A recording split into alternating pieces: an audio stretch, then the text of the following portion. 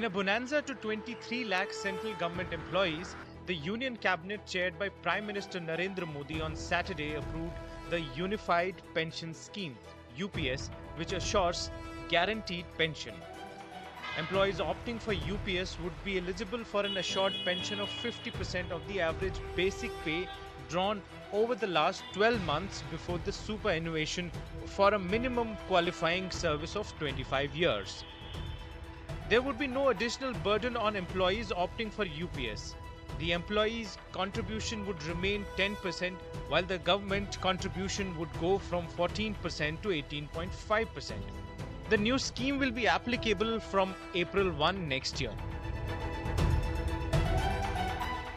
वो one time option दे सकते हैं कि वो एनपीएस में रहना चाहते हैं या यूपीएस में। मैं आपको कुछ बताऊं, यूपीएस के जो मुख्य 5 बिंदु हैं, एक तो ये कि 50% of the average basic pay drawn over the last 12 months prior to superannuation, वो उनको पेंशन के रूप में दी जाएगी। मिनिमम क्वालिफाइंग सर्विस 25 साल होनी है। यदि किसी की 10 साल भी है तो उसको प्रोपोर्शनेटली उस हिसाब से पेंशन मिलेगी। बट जिसने 10 साल की है तो मिनिमम पेंशन करीब 10,000 रुपये मिलेगी। Under the old pension scheme, retired government employees received 50% of their last drawn salary as monthly pensions. The amount keeps increasing with the hike in dearness allowance rates. Employees contributed 10% of their basic salary, while the government contributed 14% to the national pension scheme.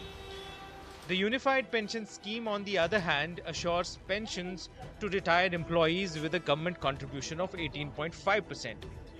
Dearness relief under the UPS will be based on the All India Consumer Price Index for industrial workers. So the difference between the old pension and the new pension scheme was that in the OPS, government employees got a fixed assured amount of pension, which was pegged to their last drawn salary. However, in the new pension scheme, employees contribute to the government, and when they retire, what they get is related to how the market is doing in the pension funds in which the government has invested their money.